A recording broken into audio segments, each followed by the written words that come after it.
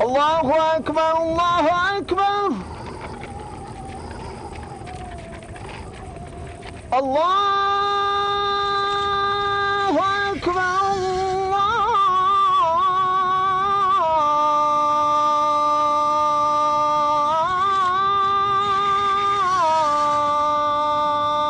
Allahu Ekber.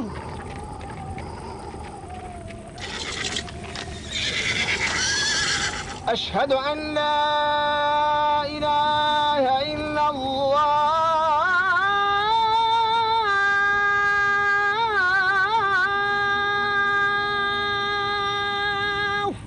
الله أكبر. الحمد لله رب العالمين الرحمن الرحيم مالك يوم الدين إياك نعبد وإياك نستعين اهدنا الصراط المستقيم صراط الذين أنعمت عليهم غير المغضوب عليهم ولا الضالين. آمين. Bismillah, Kuday caril kalsın. Amin. Mal basın, aman saklasın. Amin. Bay devletin versin. Amin. Peygamber bereketin versin. Amin. Şeytanın şerrinden saklasın. Amin. Padişahın kahrından saklasın. Amin. Münbiratlı peleden saklasın. Amin. Müzbiratlı keterden saklasın. Amin. Bozdu elime nottas kılsın. Amin. İmandı men coldas kılsın. Amin. Bütün dileklerimizi kabul kılsın. Amin.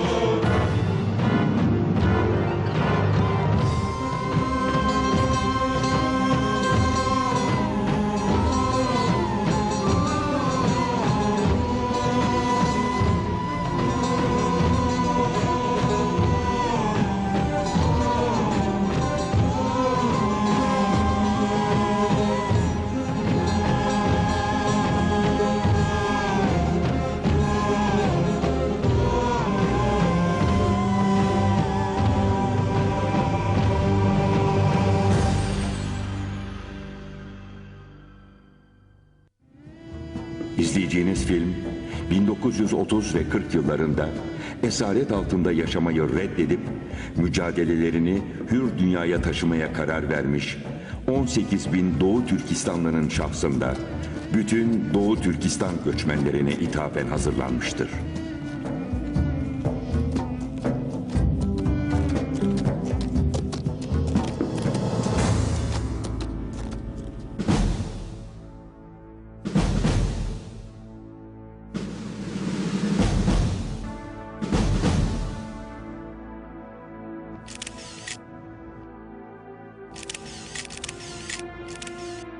Bilindiği gibi Büyük Türkistan'ın bir parçası olan Doğu Türkistan, 250 yıldır Çin'in işgali altındadır.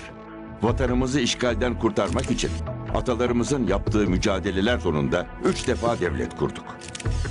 Bu devletlerin ömrü ne yazık ki çok uzun ömürlü olmadı. Bugün size tanıştıracağımız sürgündeki Doğu Türkistan hükümeti, daha evvel kurulan 3 hükümetin devamıdır.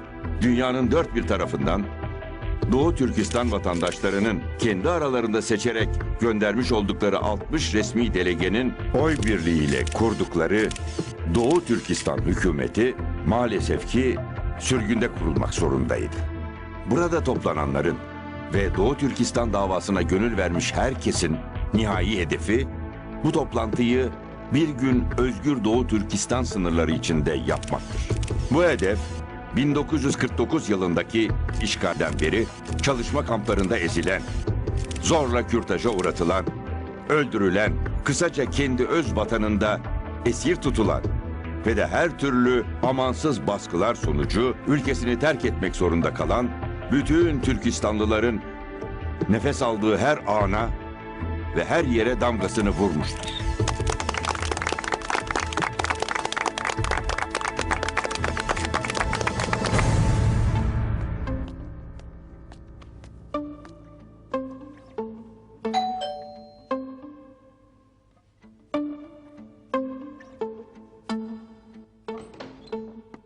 Merhabalar.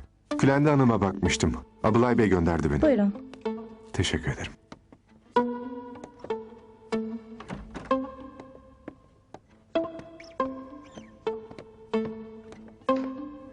Buyurun. Sağ olun. Rica ederim.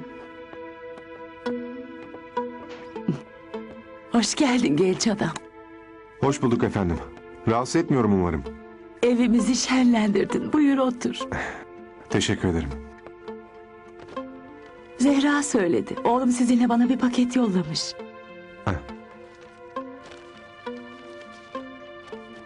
Abılay Bey içinde ne olduğunu söylemedi.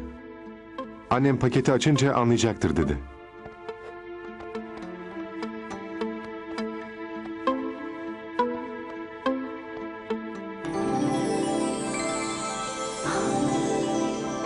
Yakup Bey'in devlet kolyesi.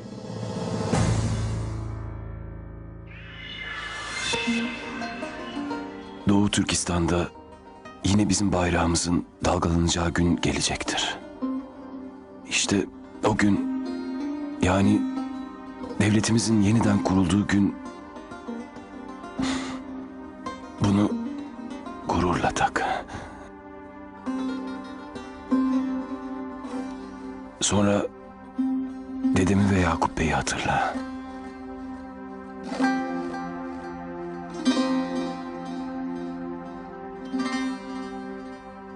Bunu tahmin etmeliydim.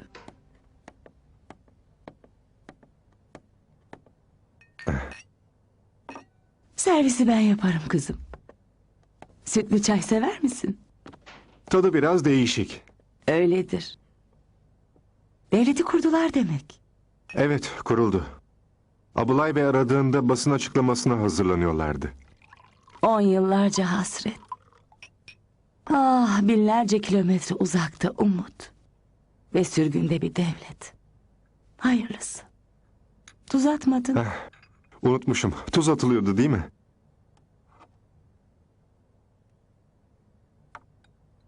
Sormaya çekiniyorum ama sanırım merakımı yenemeyeceğim. Kolyeyi mi soracaksın? Kolyeyi görünce gayri ihtiyari Yakup Bey'in devlet kolyesi dediniz. Bu 1863'te Doğu Türkistan İslam Devleti'ni kuran Yakup Bey değil mi? Yakup Bey'i tanıdıysanız Doğu Türkistan hakkında epeyce bilginiz var demektir. Aslında bilgilerim vefasızlık sınırını aşacak kadar değil. Yalnız Yakup Bey önderliğinde devlet kurduklarında ta oralardan Osmanlı'ya tabi olduklarını okumuştum. Doğru okumuşsun. İşte bu kolye o devleti kuran Yakup Bey'in hatırasıdır. Kocamın dedesi Yakup Bey'le beraber savaşmış. Yakup Bey de devleti kurunca bu kolyeyi hediye etmiş. O yüzden kocamın ailesi bu kolyeye Yakup Bey'in devlet kolyesi adını takmış. Doğu Türkistan devletinin varlığını sürdürdüğü zamanlarda takılır olmuş. O halde çok takılmış sayılmaz. Evet, çok sayılmaz. Zaten 57 yıldır gün ışığı görmemişti. Şimdi takacak mısınız? Doğu Türkistan hala tutsak. Sürgünde kurulan bir devlet ne anlama gelir bilmiyorum. Sizce takılmalı mı? Oğlunuz kuruculardan biri. Siz ümitsiz olursanız bu devlete kim inanır ki? Alınbek yaşasa inanırdı. Göç yolunun en sıkıntılı anlarında bile Gözlerinden inancını kaybetmediği hemen anlaşılırdı. Abılay Bey eşinizi hatırlamadan geçirdiğiniz bir gün bile olmadığını söyledi. Alınbek unutulacak adam değildi.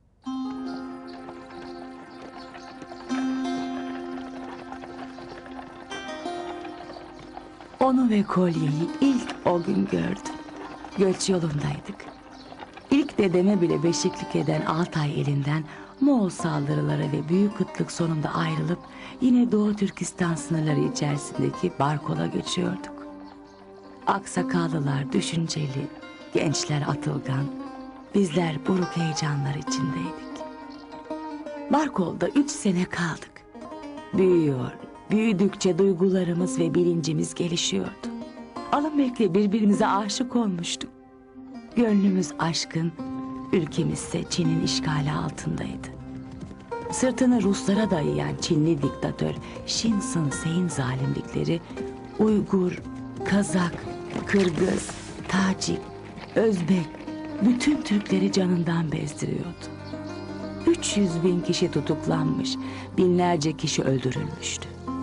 Doğu Türkistan bütün Türkler için açık hava zindanı gibiydi. Özgürlüğümüz, dinimiz, canımız ve iffetimiz tehdit altındaydı. Barkol'a vardığımızın 2. yılında evlenmiş, 15 yaşında anne olmaya hazırlanıyordu. Büyüklerimiz kaynaşmıştı. Artık çok büyük bir aileydik. Hayat o kadar hızlı akıyor ve Çin zulmü öyle dayanılmaz boyutlara ulaşıyordu ki aksakallıların göç kararı almaktan başka çaresi kalmıyordu. Hedef Türkiye'ye ulaşmaktı ama kimse nasıl gidileceğini bilmiyordu. Bu yüzden bizden önce göçenlerin izlediği yolu takip ederek Gansu ülkesine ulaştık. Peki Çinliler göçmenize izin veriyorlar mıydı? Tabii ki vermiyorlardı. Yola çıkan bazı kafileler zulümlerle geri döndürülüyordu. Bazı kafilelerde çok ölen oldu. Bazıları da ölümden kurtulmak için çöllere, dağlara kaçtılar. 30'lu yıllarda parça parça yapılan göçlerin acı tecrübeleri çocukları bile aksakallı yapmıştı. Çocuklar bile aksakallı. Acılar kelimeleri olgunlaştırıyor. Acılar insanları da olgunlaştırıyor genç adam. Yol boyu çekilen acılardan herkese bir pay düşüyordu. Kimi anne babasını, kimi evlatlarını, kimi de sağlıklarını kaybetti. Bizim ilk kaybımız Alınbek'in babası Abılay Ata'ydı.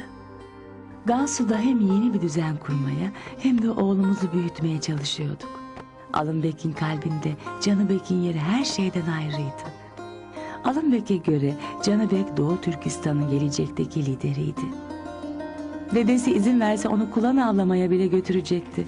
Kulan dediğimiz bildiğin yaban atı.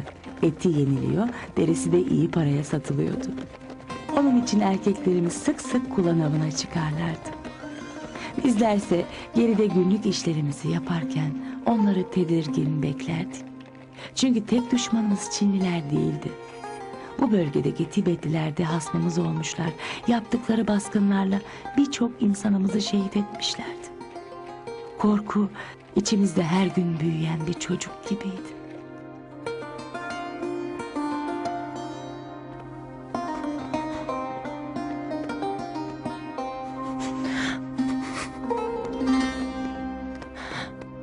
Ne oldu sana yiğidim? Bir şey söyle ne olur. Babam ölüyor Gülen'de. Babam ölüyor. Onu koruyamadım.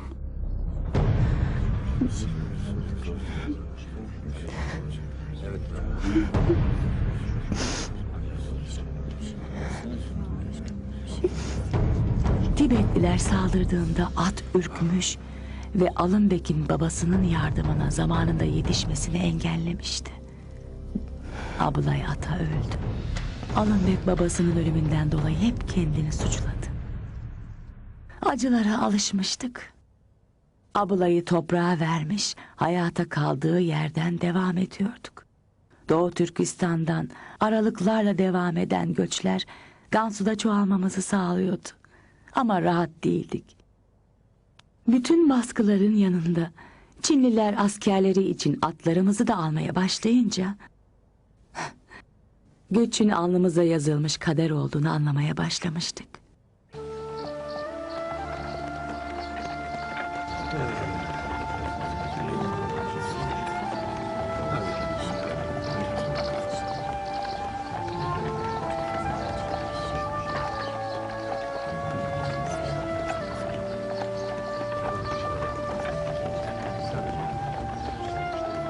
Yine denk toplandı, kervan düzüldü, yola düşüldü. Artık 4 kişiydik. Önce çöl aşılacak, sonra Himalayalar geçilip bizden evvel yola çıkanların ulaştığı Hindistan'a varılacaktı. Yola çıkılmıştı. Göçüyorduk. Tehlike hissettiğimiz durumlarda gündüz saklanıyor, gece yol alıyorduk. Çöle vurduğumuzda sefaletin her türlüsüyle tanışacaktık. Açlık, hastalık ve yorgunluk bizi Çinlilerden daha çok hırpalıyordu. Ölümün yaşanmadığı gün yoktu ama ne ölüleri hakkıyla defnedecek zamanımız ne de hastaları iyileştirecek imkanımız vardı. Kim bilebilirdi ki gün gelip bu sandalyeye mahkum olabileceğimi? Kurtuluşa erme ümidimi, yoksa geri döndürülme ihtimalin getirdiği korkumu bilemiyorum ama sanki hepimizde insanüstü bir güç vardı.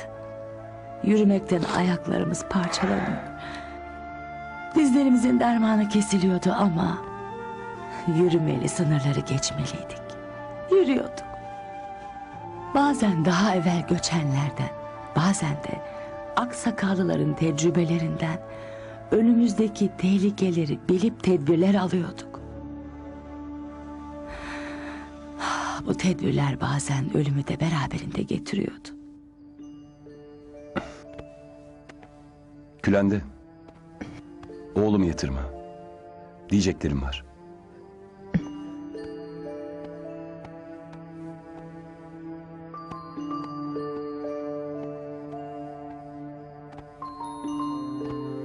Yiğidim.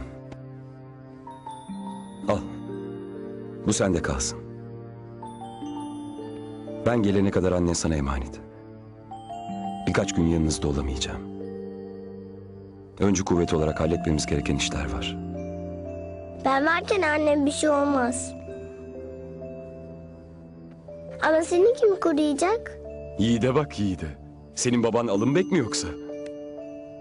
O zaman hemen yat ki güçlü kuvvetli olasın. Babam yokken erkeğe yatmam ama. Ben uyursam düşmanları kim öldürecek? Gelirlerse ben seni uyandırırım. Hadi gel.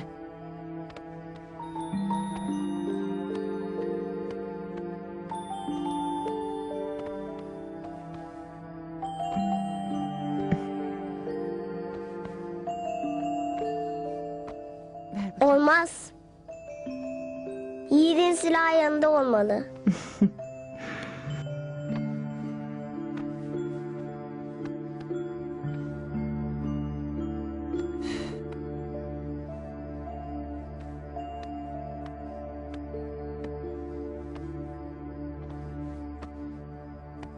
Önümüzde belalı bir haydut var.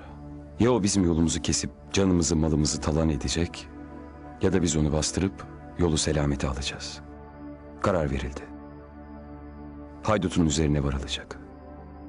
Sabah erkenden yola çıkılıyor. Ya sana bir şey olursa?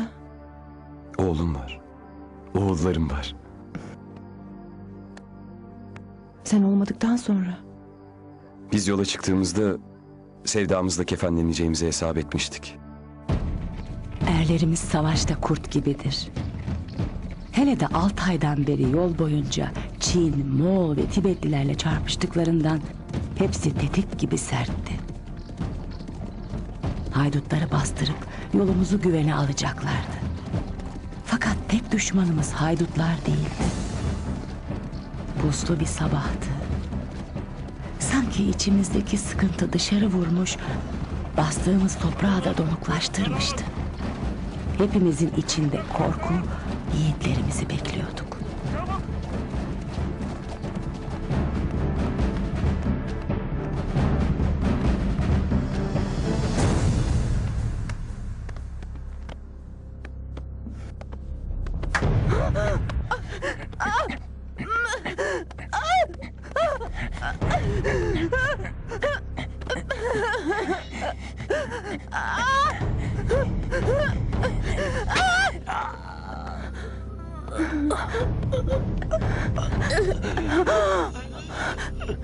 Dokunma ona! Dokunma! O gün tek kaybımız gül yüzlü Canıbek'imiz değildi. Haydutlarla yapılan çarpışmada kardeşim Baktıbay'da ölmüştü. Bilir misin? Ölümün de kendine has bir kokusu vardır. O gün o kokuyu öylesine hissetmiştim ki. Ne zaman derin bir nefes alacak olsam hep içim yanar. Size o günleri hatırlattığım için çok üzgünüm. Hatırlamak için. Hatırlamak için önce unutmak gerekir genç adam. Ben hiç unutmadım ki. Bir söz duymuştum. Öldürmeyen acılar insana güç verir. Peki siz acılarınızdan mı güç aldınız? Acılarımızı bile yaşayamıyorduk ki. Esir alınmıştık.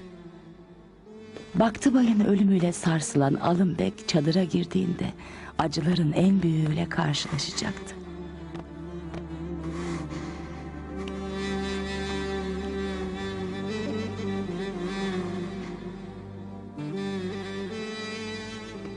Ölümü değiştiremeyeceğimizi biliyorduk. Ama sabır gösterecek kadar da olgun değildik.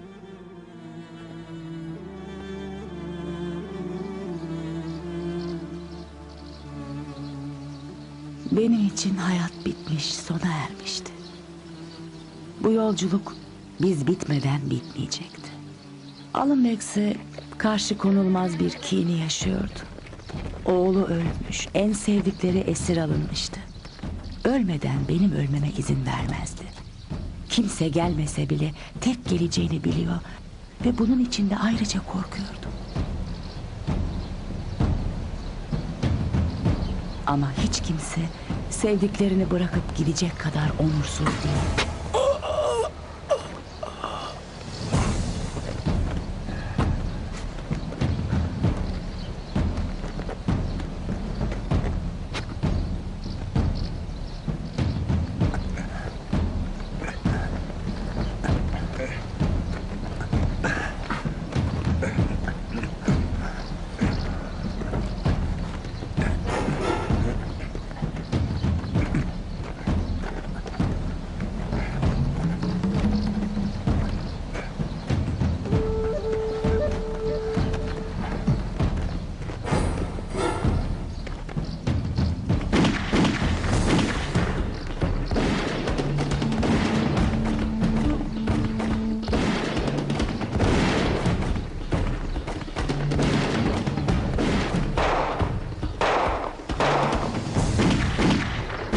Kurtulmuştuk. Ama kinim sevincimi bastırıyordu. Oğlumu vuran Çinliyi öldürmekten başka düşüncem yoktu. Sanki onu öldürürsem Canıbek'in ruhu huzur bulacaktı.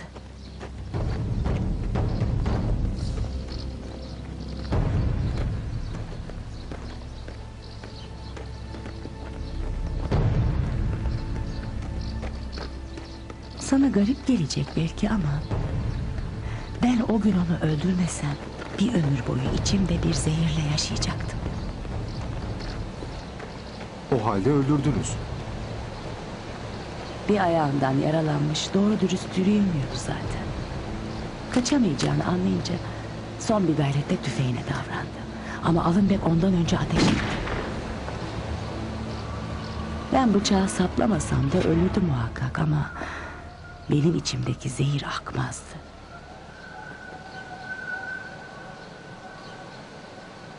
Kahır kanser gibidir. Biri bedenini, diğeri ruhunu yer. Alınbek'i gülerken bir daha görmedim. Hoş insanlarımızın gülebilecek pek az şeyi vardı ya. Bizde o da kalmamıştı. Yürüyorduk. Bizim için artık nereye yürüdüğümüzün anlamı olmasa da yürüyorduk. Kervan yavaş yavaş yol alıyor, önümüzde Himalayalar yükseliyordu. Canıbek'in ruhu incinmesin diye birbirimize söylemiyorduk ama ikimiz de bizi tekrar hayata bağlayacak şeyin karnımda taşıdığım can olduğunu biliyorduk.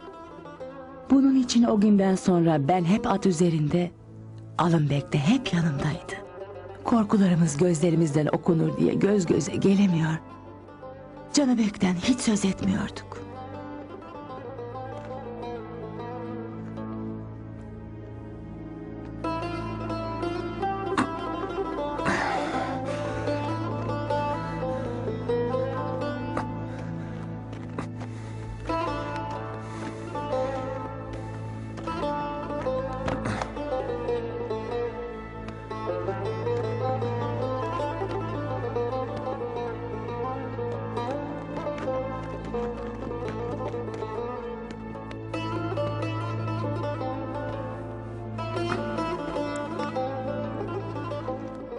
Ama Alınbek hep içine kapalı ve yalnızdı.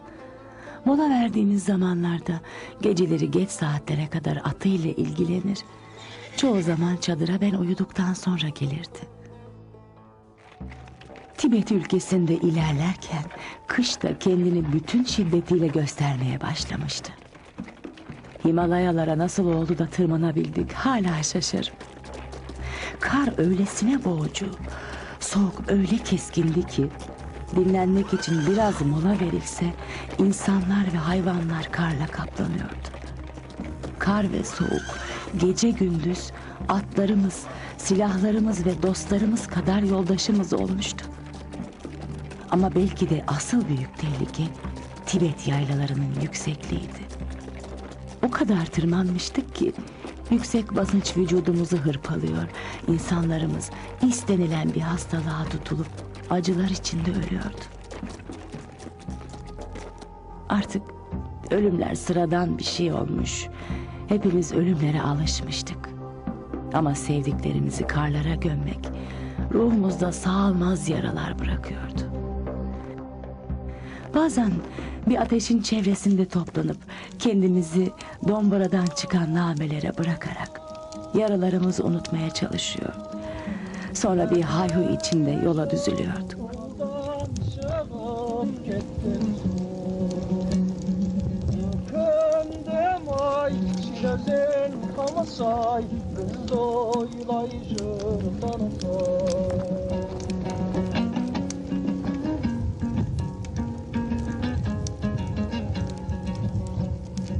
Aynalayın karağımı, sıkıldım ay balabanı ak buldum. Sıkıldın ay gözün kamasay, doymay şırdan Silözün kamasay, doymay şırdan.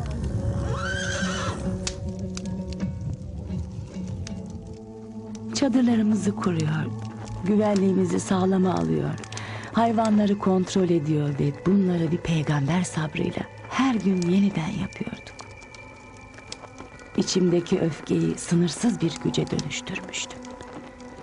O gün beni hala eskisi kadar seviyor mu diye düşündüğüm o an, Alınbek karların üzerine yığılırken ruhumu sarsan korkunun bir kabus olup üzerimize çöktüğünü anlamıştım. Alınbek is hastalığına yakalanmıştı. Oğlum.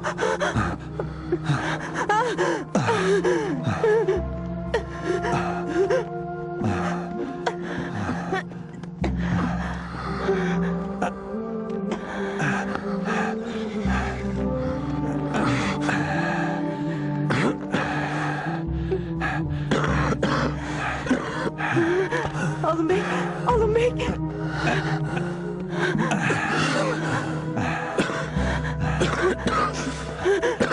Alınbek. Baba. Alınbek. Alınbek.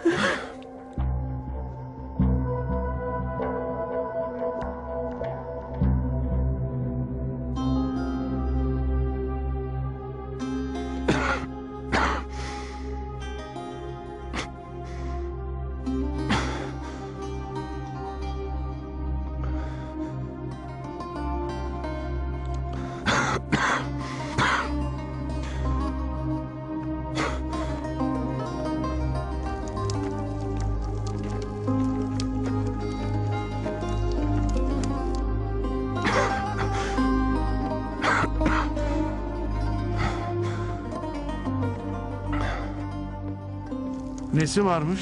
İz. Külen de biliyor mu? Saklanacak gibi değil ki, herkes biliyor. Sarımsak yedirdin mi? Sarımsağımız kalmadı ki. Sidik içirseydiniz bari. İçirdik ama geç kalındı. Yarına çıkmaz o zaman. Alınbek güçlüdür, hemen teslim olmaz. Göç yarın gidecek mi? Kalsa ne olur, gitse ne olur? Hava düzeldi, göçün yola koyulması lazım.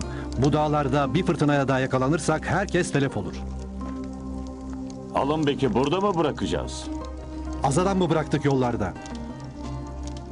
Benim damadım kendisi için göçün durmasını kabul etmez. Yanına adam bırakalım. Ben kalacağım yanında. Dışarısı buz kesiyor. Gece çok soğuk olacak. Hadi gidip dinlenin biraz. İyiyiz böyle abi. Yorgun değiliz daha. Nurkence, hastayız diye sözümüz de mi dinlenmez oldu? Ana, kalkın artık. Yarın güçlü olmalısınız. Bir daha ne zaman mola verilir bilinmez.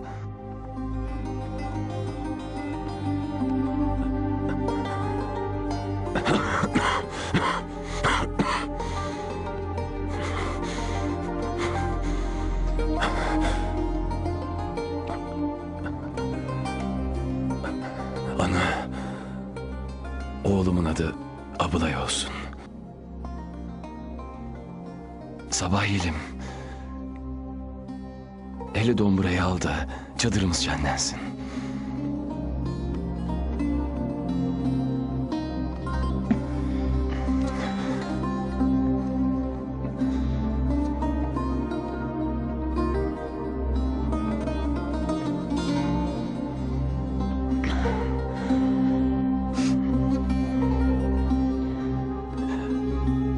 Yarın sabah herkesten güçlü olacaksın. Göç hareket ettiğinde arkana bile bakmayacaksın. Alınbek. Allah aşkına izin ver kalayım. Olmaz. Ne sen ne bir başkası. Kimse kalmayacak. Ben kaderimi kaderine bağlamışım.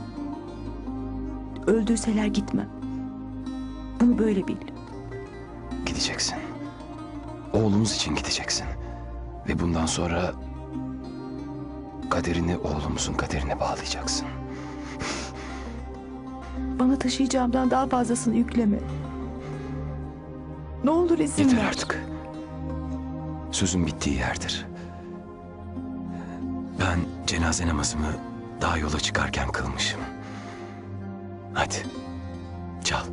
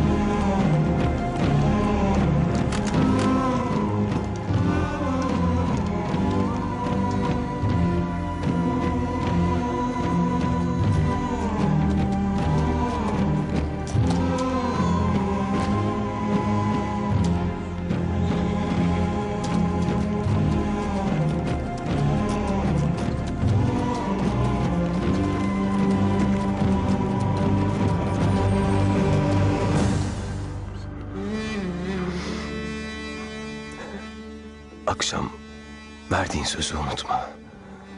Seni bırakıp gidemem. Gözünden tek damla yaş akar. Ya da giderken bir kere olsun geri dönüp bakarsan gözüm açık ölürüm. Benim Gülendam bu çadırdan başı dik ve güçlü çıkacak. Yapamam. Bunu isteme benden. Doğu Türkistan'da yine bizim bayrağımızın dalgalanacağı gün gelecektir. O gün, yani devletimizin yeniden kurulduğu gün, bunu gururla tak. Sonra dedemi ve Yakup Bey'i hatırla.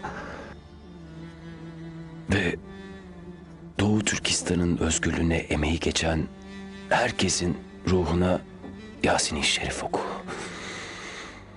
Beni de unutma, olur mu? Ve oğluma beni anlat. Yüzüme bak. Son defa yüzündeki ışığı göreyim. Ben en çok senin gözlerindeki yüzünü sevdim sabah yeğenim. Şimdi git. Kervan kimseyi beklemez. Hem belki hastalığı yenersem arkadan gelen bir kervanla size yetişirim. Hadi. Üzme beni. Kalk. Bu senden son arzumdur. Kalk. Ve hiç arkana bakmadan uzaklaş. Seni hep güçlü hatırlayayım. Belki ruhumu bu çadırda bırakıp gidiyorum.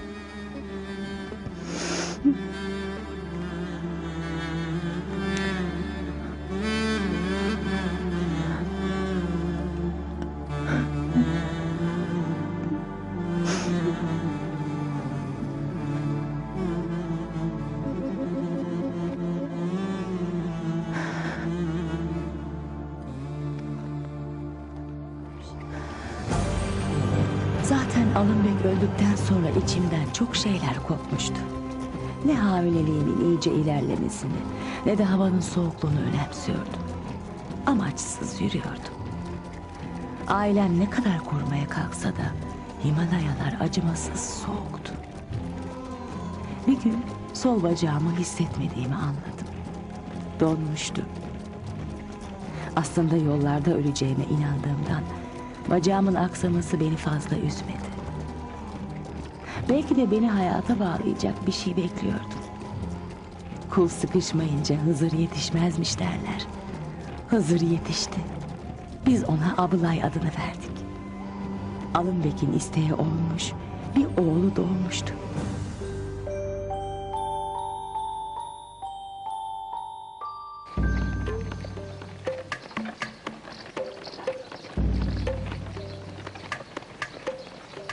Sanki o kadar acıyı hiç yaşamamış gibiydik.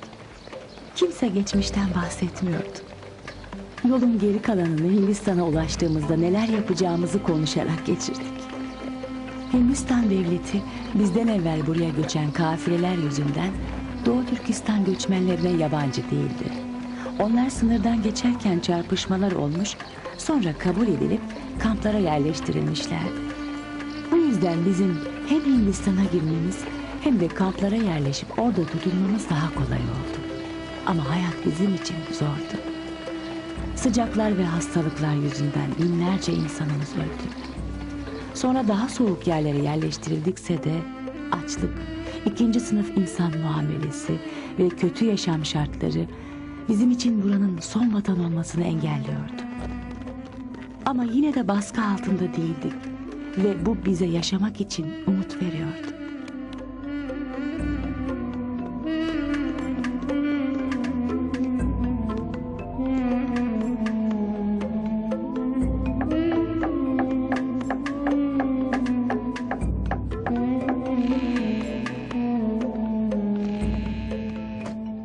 Acıktım anne. Acıkmasan eve geleceğin yok. Önce ayakkabılarını çıkar.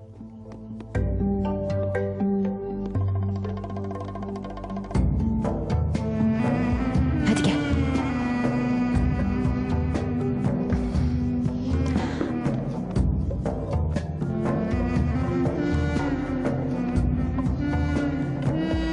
Anne, devlet ne demek?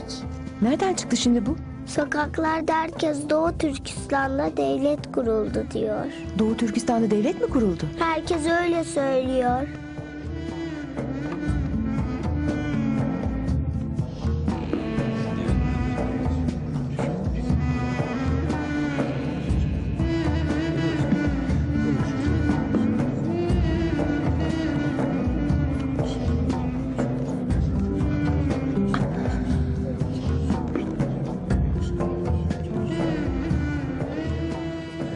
söyledikleri doğru mu baba? Devletimizi kurmuşlar mı? Osman Batur Altay, Targabatay ve İli'yi Çinlilerden temizlemiş. Artık Abulay'ın kolyeyi takma zamanı geldi.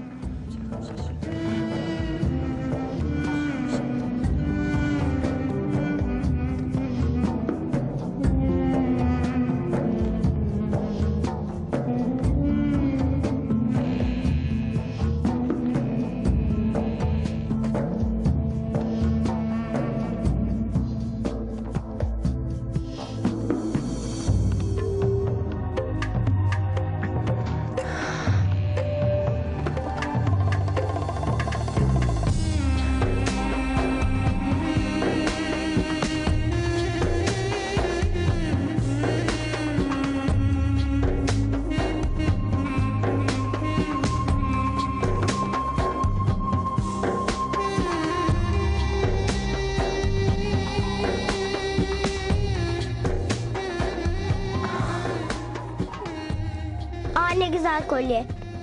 Anne, ben takabilir miyim? Oğlum, bu kolye senin zaten. Ne zaman aldın?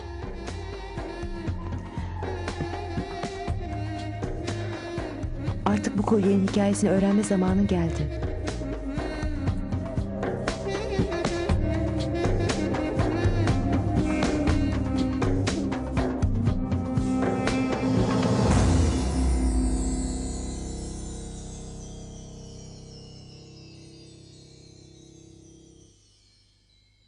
Kolyenin hikayesi bu kadar genç adam. Bana sorarsanız kolyenin hikayesi için yeni bir dönem başladı. Ama benim merak ettiğim bir şey daha var. Biz Türkiye'ye nasıl geldik? Eminim o da epey bir macera sonucu olmuştur. Aksakallılar daha Doğu Türkistan'dan çıkarken niyetleri Türkiye'ye ulaşmaktı. Ancak Türkiye'de huzur bulacağımızı biliyorlardı. Hindistan'a vardığımızda da bu hedef hep diri tutuldu. Ama bizim güçsüzlüğümüz, İkinci Dünya Savaşı, sonra Pakistan'ın Hindistan'dan ayrılması, karışıklıklar ve Türkiye'nin kendi dertleri buraya ulaşmamızı engelledi. 1950'li yıllarda şartlar olgunlaşınca müracaatlar yapıldı.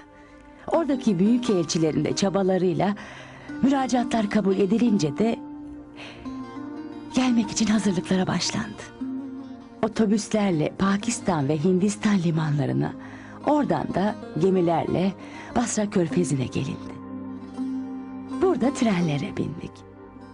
Önce Bağdat, oradan da Türkiye'ye geldik. Burada bir kısmımız Tuzla'da misafir edildik. Bizi sonra Zeytinburnu'na getirdiler. Burada bir misafirhane vardı. O yıllarda Türkiye'ye Balkanlardan da göçler oluyor. Onlar da bu misafirhanede ağırlanıyordu. Burada birkaç yıl yaşadık. Sonra çeşitli yerlere dağıldık. Birçoğumuz geri dönüp tekrar Zeytinburnu'nda yaşamaya başladık. 50 küsur yıldır da yaşıyoruz. Her sabah Doğu Türkistan'ın özgür olacağı ümidiyle kalkıp her gece aynı ümitle uyuyorum. Peki kolyeyi takacak mısınız? Bu kolyeyi her kim takacaksa özgür Doğu Türkistan sınırları içinde olmalı. O halde takmayacaksınız. Ben takmayacağım. Belki Ablay da. Onun çocuğu da takamayacak ama bir gün bu kolye gururla takılacak. Emin ol genç adam. Beni ayakta tutan işte bu ümit.